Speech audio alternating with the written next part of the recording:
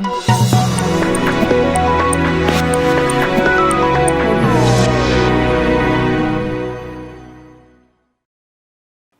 हाणे हलूं था इलाक़ाई ख़बरुनि जी तरह। टंडो आदम शहर में मोटरसाइकिल चोरी थियण रोज़ जो मामूल बणियल आहिनि। सीसीटीवी फुटेज हथ अचण बावजूद मोटरसाइकिल चोरन खिलाफ कार्रवाई न थी सघी। टंडो आदम सिटी थाने जी हद पार्क जे आॾो बीठल टंडो आदम जे सीनियर सहाफ़ी सरफराज़ जमाली जी मोटरसाइकिल नामालूम चोर चोरी करे आसानी सां फरार थी विया। वाक़े जी एनसी सिटी थाने टंडो आदम ते दाख़िल कई वई आहे। जॾहिं त अहिड़े वाक़े ते सीनियर सहाफ़िन अली तहीम, आशिक अली बहण, राज़िक ॾिनो, अब्दुल्ला बहण वाक़े जी सख़्त लफ़्ज़नि में मज़म्मत कंदे एसएसपी सांगड़ खां मुतालबो कयो आहे त सहाफ़ी सरफराज़ जमालीअ जी मोटरसाइकिल बरामद कराए ॾिनी वञे, ॿी सूरत में सख़्त एहतिजाज कयो वेंदो।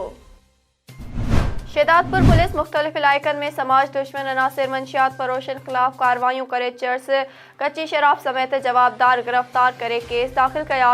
एसएचओ शेदातपुर गुलाम शबीर दलवाणी शहर अंदर समाजी बुराइन खिलाफ कार्रवाइयूं तेज़ कंदे मुख़्तलिफ़ इलाइक़नि में कार्रवाइन दौरान स्नोकर गेम ते जुआ कंदे जवारी अरबाब शेख दिलशेर रिंद के गिरफ़्तार करे 2 अदद स्टिक ऐं जुआ में लगल रोक रक़म समेत गिरफ़्तार करे केस दाख़िल करे छॾियो।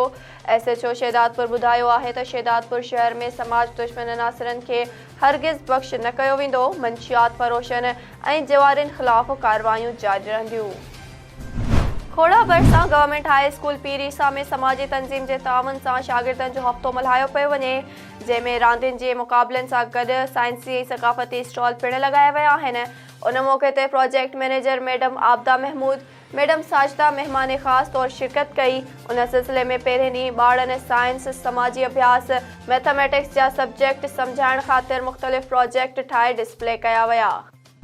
मुख़्तलिफ़ स्कूलनि जे सवे शागिर्दनि जो सखर बोर्ड पारां इम्तिहानी फ़ीसनि में वाध ख़िलाफ़ स्टेशन रोड खां प्रेस क्लब ताईं एहतिजाजी रैली कढी मुज़ाहिरो कयो वियो आहे। एहतिजाज जी अॻवानी नबी बख्श मकोल, गुल हसन लगारी, अल्लाह बचायो ख़ासि खेली, सिकंदर चन्नो, जमील भुट्टो, इमदाद टांवरी, अब्दुल रज़ाक मेमण ऐं ॿिया करे रहिया हुआ। शागिर्दनि जो वधीक चवणु हुयो त सखर बोर्ड इम्तिहानी फ़ीस 2650 रुपया मुक़ररु करे शागिर्दनि सां वरी नाजाइज़ी कई आहे। सिंध हुकूमत पारां मुफ़्त तालीम ॾियण जे बावजूद सखर बोर्ड पारां गुज़िरियल साल खां वठी इम्तिहानी फ़ीस में वाध करे ग़रीब शागिर्दनि खे तालीम जे ज़ेवर खां महरूम कयो पियो वञे। हिननि वधीक चयो त असां ग़रीब पोरियतुनि जी औलाद आहियूं, तालीम हासिल करणु चाहियूं था, पर सखर बोर्ड पारां इम्तिहानी फ़ीसुनि में वाध वारे अमल बादि असां तालीम हासिल न करे सघंदासीं। कराची जे शाह लतीफ़ टाउन वारे इलाइक़े मां 2 महीना अॻु गोसपुर भरिसां ॻोठ अब्दुल समद बजाराणीअ जी रहवासण 2 ॿारनि जी माउ वहीदा ख़ातून पंहिंजे 2 मासूम ॿारनि समेत मुबैना तौर अगवा थी वई हुई, जेका हिन वक़्त ताईं वापसि न थी सघी।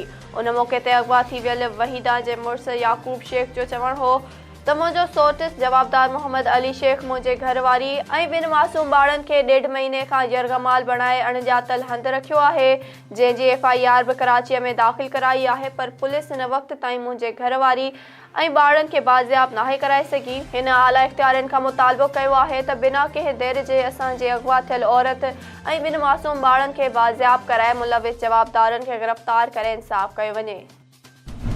गस्टा जे सॾ ते बोर्ड ऑफ इंटरमीडिएट सखर पारां 9, 10 ऐं 11, 12 क्लास जे सर्टिफिकेटनि जी फ़ीयुनि में इज़ाफ़े जे ख़िलाफ़ हिंगोरजा हायर सेकेंडरी में क्लासनि जो बाइकॉट करे बाह ते कारियूं पटियूं ॿधी मोर सिंधी एजाज़ ख़ासि खेली सुलेमान मेमण जी अॻवाणीअ में एहतिजाजी मुज़ाहिरो करे धरणो हयो वियो। एहतिजाज कंदड़नि मीडिया सां ॻाल्हाईंदे इल्ज़ाम लॻायो त बिना कंहिं जवाज़ जे board of intermediate and secondary Sukkur पारां मार्कशीट तोड़े ॿियनि सर्टिफिकेटनि में फ़ीस वधाए छॾी आहे, जेको वॾो ज़ुल्म आहे। हुकूमत पारां तालीम फ्री हुजण जी दावा कई वञे थी, पर सखर बोर्ड जी इंतिज़ामिया पारां फ़ीसुनि में इज़ाफ़ो कयो वियो आहे, जॾहिं त लाड़काणो बोर्ड इंतिज़ामिया पारां फ़ीस नाहे वधाई वई।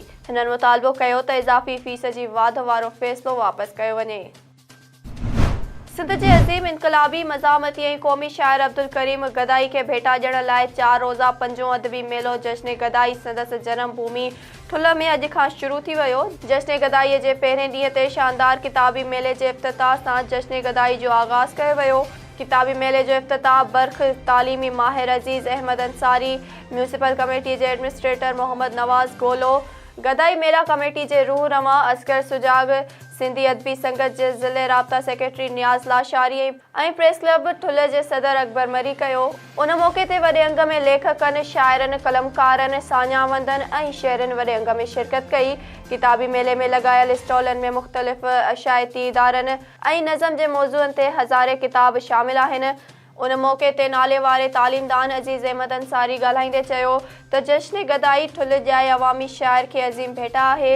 हीउ सिंध जे वॾनि अदबी मेलनि मां हिकु वॾो अदबी मेलो आहे जंहिंसां नई नस्ल जी ज़हनी आबियारी थींदी। गदाई मेला कमेटी जे चेयरमैन असगर सुजाग चयो त गदाई सिंध जो इनक़लाबी किरदारु आहे।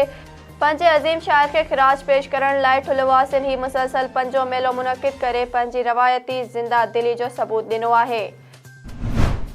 वगण 5 सालियानी सिंध कॉलेज गेम्स साल 2023 वॉलीबॉल रांदि जा मुक़ाबला गवर्नमेंट डिग्री कॉलेज नसीराबाद जी मेज़बानी हेठि थी गुज़रिया, जंहिंजो महिमान ख़ासि regional director Larkana region professor Ahmed Bakhsh Bhutto हुयो। उन सिलसिले में सेमीफाइनल जो मुक़ाबलो डिग्री कॉलेज लाड़काणे ऐं डिग्री कॉलेज नओं देरो जी टीमुनि विच में थियो, जंहिंमें नओं देरो कॉलेज जी टीम सख़्त मुक़ाबले बाद मैच खटण में कामयाबी माणी, जॾहिं त फाइनल मैच में गवर्नमेंट डिग्री कॉलेज नसीराबाद ऐं गवर्नमेंट डिग्री कॉलेज नओं देरो जी टीमुनि विच में पिणु सख़्त मुक़ाबलो थियो, जेको पिणु नओं देरो कॉलेज जी टीम खटे वरितो ऐं वॉलीबॉल जी चैंपियन बणिजी वई। उन सिलसिले में कॉलेज जे प्रिंसिपल प्रोफेसर अख्तर अली कल्होड़ो ऐं डायरेक्टर फिज़िकल एजुकेशन ज़हूर अहमद तुन्यो चयो त सिहतमंद मुआशरे लाइ रांदियुनि जा मुक़ाबला इंतिहाई ज़रूरी आहिनि।